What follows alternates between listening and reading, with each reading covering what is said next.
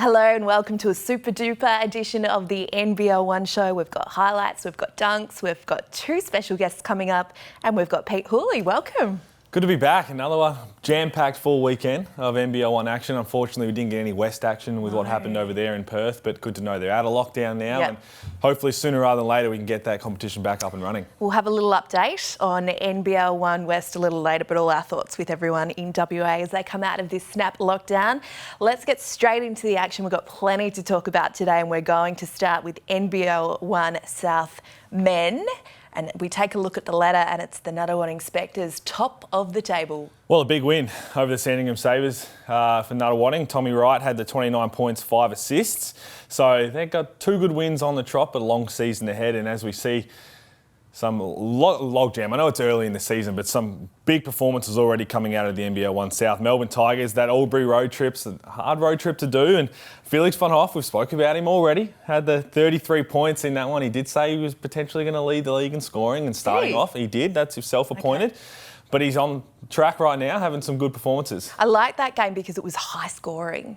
Oh, absolutely. I mean, any game with Felix in it is going to be high scoring. He's never played defence in his life. Oh dear, it's true.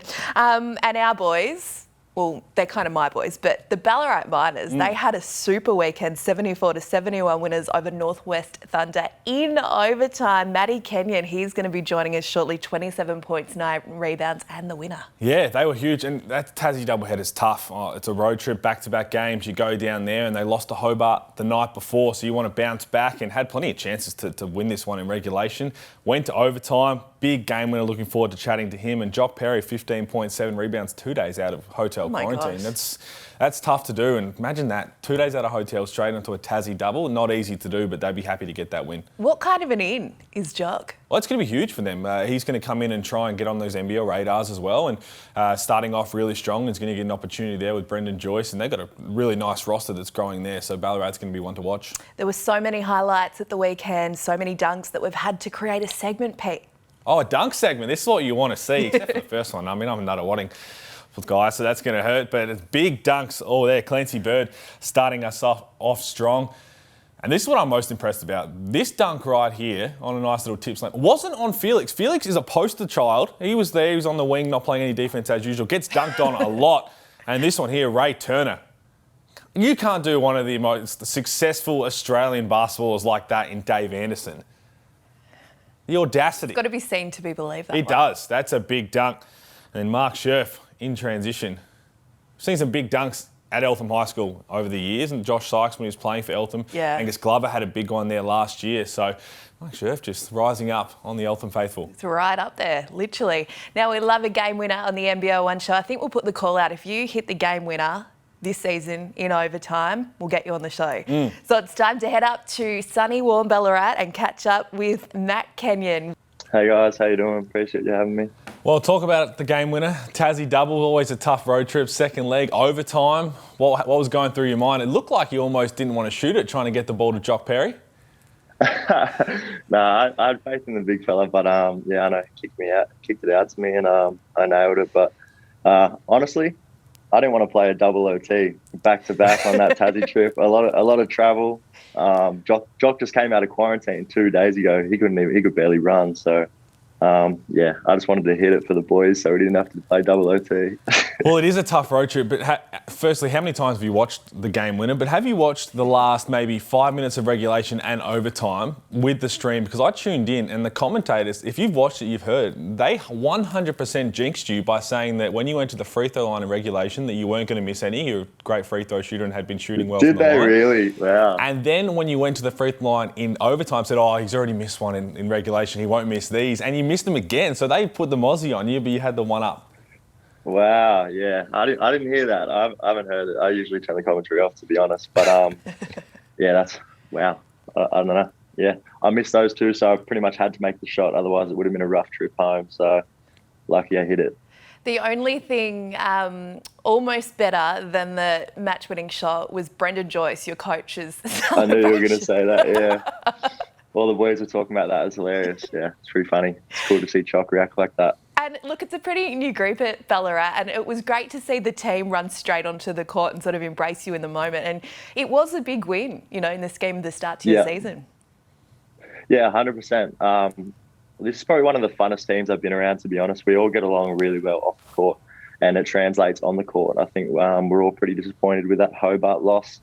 Obviously, it's better to get those losses out early rather than late, but losing two back-to-back on the road in Tassie just wasn't going to happen. So, yeah, it was pretty cool for all the boys. That was probably the coolest part for me, just to see all the boys running at me, because, to be honest, I didn't really know. I thought we might have had a little bit more time left.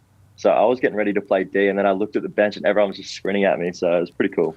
Well, it is a cool moment, but especially you talk about the Tassie road trip, new group. Talk a bit about how it's great to have that road trip early in the season, new group bonding. It is a fun trip, I guess, being there just all together, but tough as well. But talk about getting everybody on the same page, the bonding experience of having it early in the season.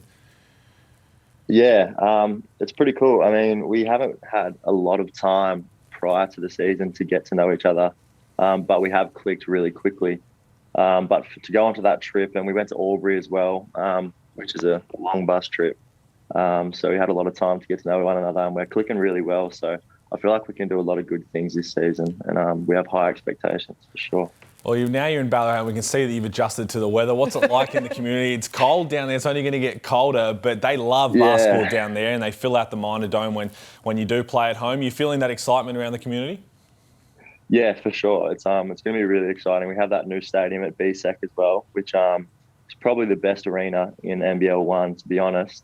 So I'm really excited for all the fans to get down there. Hopefully pack it out and have a really good home court advantage. So, yeah, it's really fun playing here. Small town community, it's cool. How did you come to sign with Ballarat, Matt?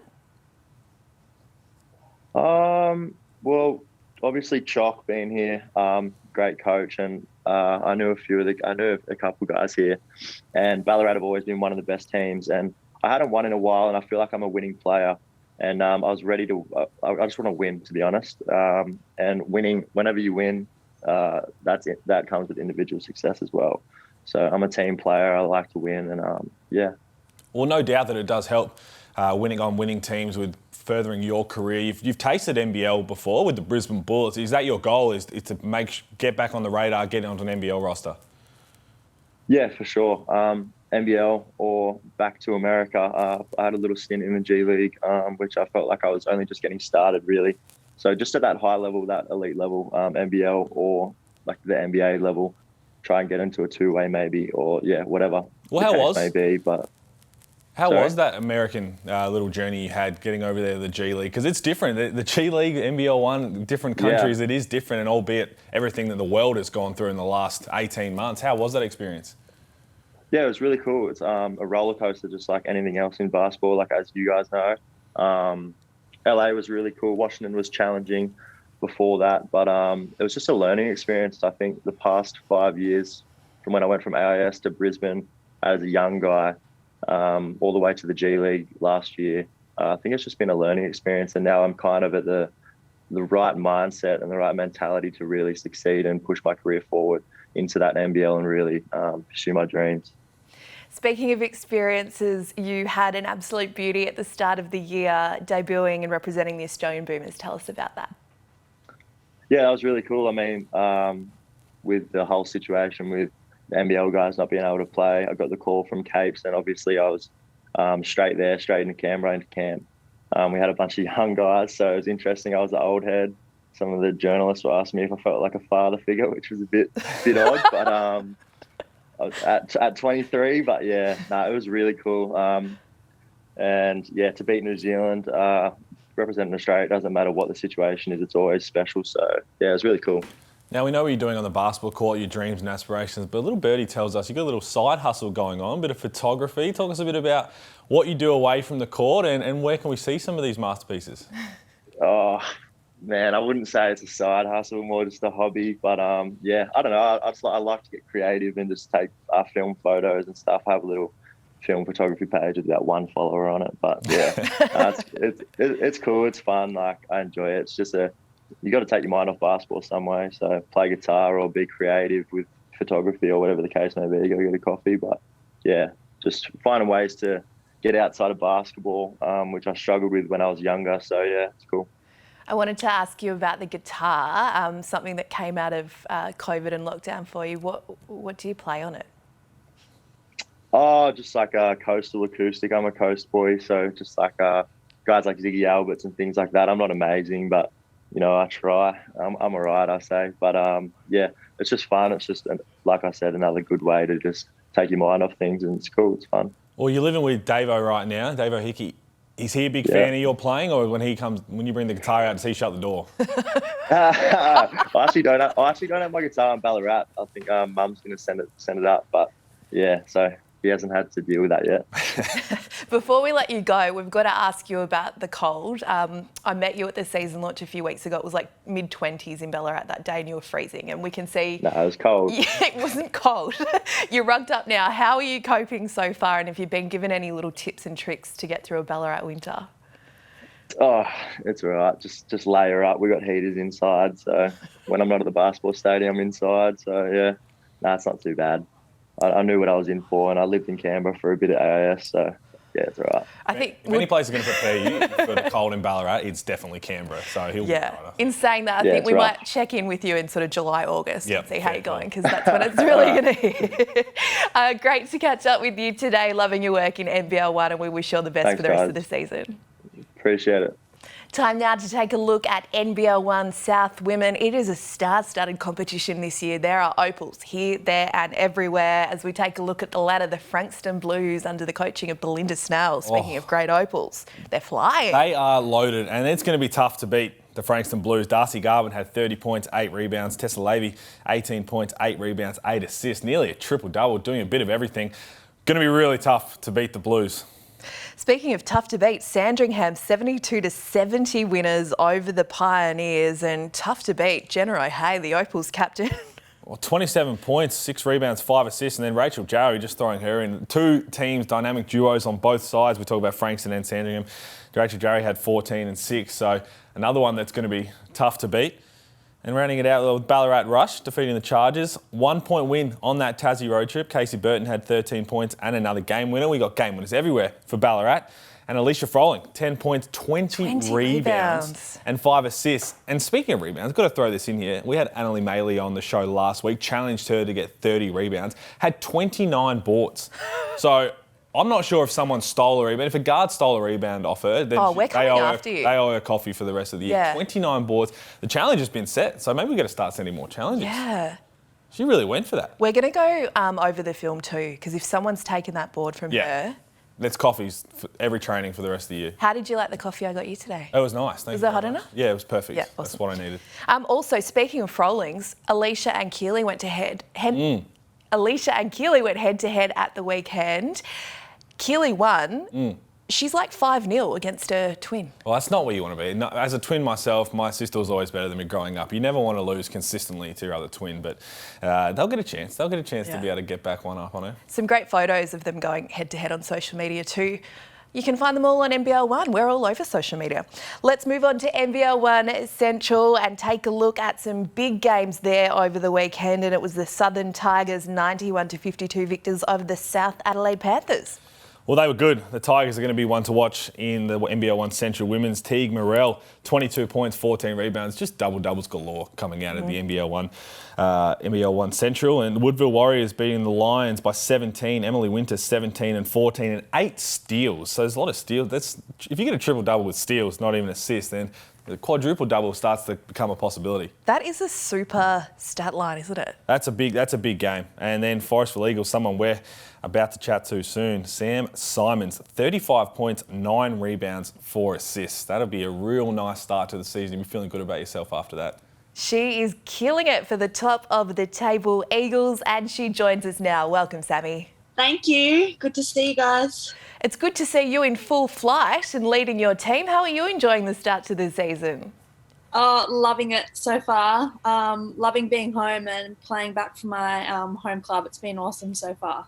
Well, how's the reception been? I mean, we're a couple rounds in now to NBL1 Central. The place looks packed out. We're looking at some highlights right now. It must be fun to be able to go out there and put on a show like that in front of fans again, because 12 months ago we didn't think any of this was possible. Yeah, it's so awesome. Forestville's done a great job of packing out our home stadium every week. I think everyone's hungry to see some NBL1 action because we didn't get any last year, so it's been awesome. What's it like to be home from college? Take us through what the last 12 months have looked like for you. Oh, my last 12 months have been a bit messy. I opted out of my college season at St. Mary's. It was going to be my junior year. And then just a couple of months ago, I decided to pull the pin altogether and stay here and start my professional career. Well, that would have been tough. Talk us through like the mindset and the challenges of that, because we know what's going on around the world, especially in America, and now we've seen the pathway of the WNBL and everything else in Australia. But talk us through how you came to that decision. It can't have been an easy one. We've seen a lot of success and people in college, and St. Mary's is a big school for one of those, so it can't have been too easy. No, it was not an easy decision for sure. But the main reason I didn't go back to begin with was because of COVID. That played a big role in my decision. And then some other factors of just being able to do the same thing I was doing over there here in Australia was another big factor for me. So my WNBL radar's going off. You are an SA girl. Is the goal to play WNBL this season, and will it hopefully be with the Adelaide Lightning, your home state? Yes, there are some WNBL things in the works, so hopefully that will be announced a bit later in the coming months. What will it mean to play in the WNBL? And we've seen the fast development of a lot of our young stars. So do you think that that can help take your game to the next level? Yeah, for sure. I think as we've seen the past couple of seasons, a lot of young stars have been able to show their potential and how they can play in the WNBL, and hopefully I'm able to do that as well. Well, there's a few WNBL stars on NBL1 Central rosters and past players as well. So do you have a look at the rosters overall and start to circle a few games of I'm going to show what I can do against these people who have already done it? Yeah, for sure. We have Brooke Basham on our team as well, who was a DP for the Adelaide Lightning last season. So it's obviously been awesome to play with her. But yeah, there's definitely a few teams that we kind of pencil into our calendars for sure. You've come through the Australian junior teams and played with some of the biggest names going around women's basketball at the moment. How important were those experiences in terms of shaping your game? Oh, really important. Some of the best games and trips that I've ever been on.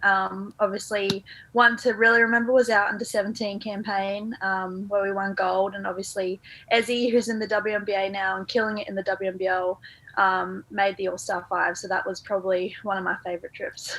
Well, talk about experiences. What did you take out of the college system? We talk about preparing you to play professional, and college is all different because you've got a lot of school, a lot of classes. I'm not sure if you had study hall in St. Mary's. That still gives me shivers remembering my college time. But how do you prepare for a professional season? Because it is different than perhaps college, where all the younger girls going to college first and then going straight to the WNBL. I think college prepares you a lot. You got to be really organised, obviously, with your study practices, and yeah, we did have study hall as well.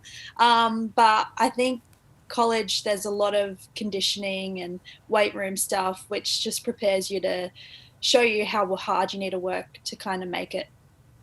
Let's talk about Forestville, top of the table. You're playing a big role in that ladder position right now. Let's take a look at your numbers at the weekend. So 35 points, 9 rebounds, 4 assists against North Adelaide, then 19 points, 4 rebounds, 5 assists against Central Districts.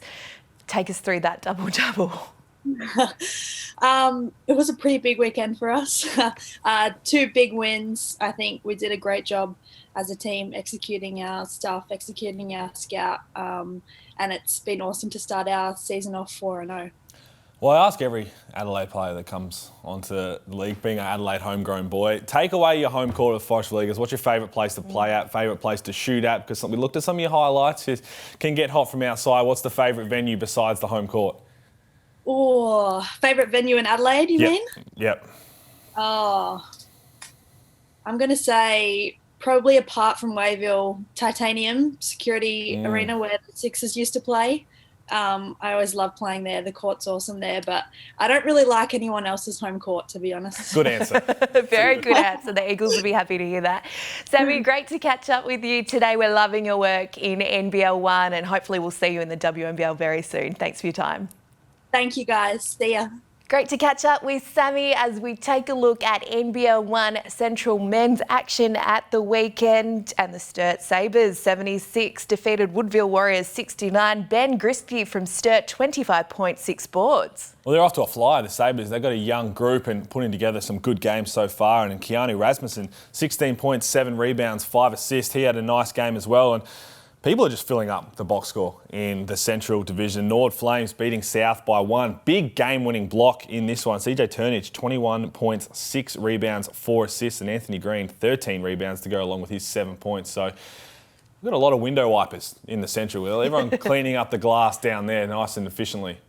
Forestville Eagles 85-77 winners over Central Districts. A big game from Gregory Mays. 28 points, 10 rebounds. We just get throwing out the double-doubles from there. And Brandon Bryan, his teammate, old teammate of mine, 17 points and 13 rebounds, another nice double-double. It's all happening over there. Let's take a look at the NBL1 Men's Team of the Week.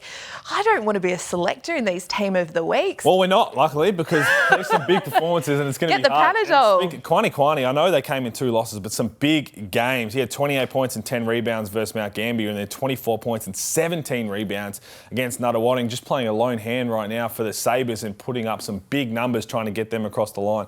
Alex Starling from South Adelaide, 29 points and 14 rebounds against the Southern Tigers, then 30 and 16 against Norwood. That's a big weekend. Well, it's normal for Alex Starling. Anyone who's seen him play before knows he puts up these numbers night in and night out, week in and week out. Just a super exciting talent, and we're going to see him a lot in the Team of the Week. And another one, Greg Mays, we spoke about 20 points and 10 rebounds versus North, following it up with 28 and 10 versus Central. It's just 2 double-doubles for your weekend.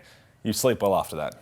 Isaac Turner down at the Supergats, 35 points against Ringwood, dominant. Well, he's a scorer and he's going to come out and show what he can do. We talk about more teams coming into the NBL. Isaac Turner been training with the South East Melbourne Phoenix, so he's going to put his radar on for this year and try and really get himself another opportunity. And he can flat out score. You remember him down at Kilsyth. He is just a flat out scorer, and we're going to see some big numbers from him this season. Duam from Mount Gambier. What a big game here against Sandringham. 32 points, 16 rebounds is always going to get you a chance to get on the Team of the Week, and just really exciting talent. This is what Mount Gambier want to see from him, and I like the best part about it is Mount Gambier is loaded with veteran guards who, as we see, Tom Daly, going to get him involved, and that's what you want to see from him. A young fellow who's going to have a big opportunity to rise this season. Let's crack into the NBL1 Women's Team of the Week. Kicking us off is Emily Winter from Woodville.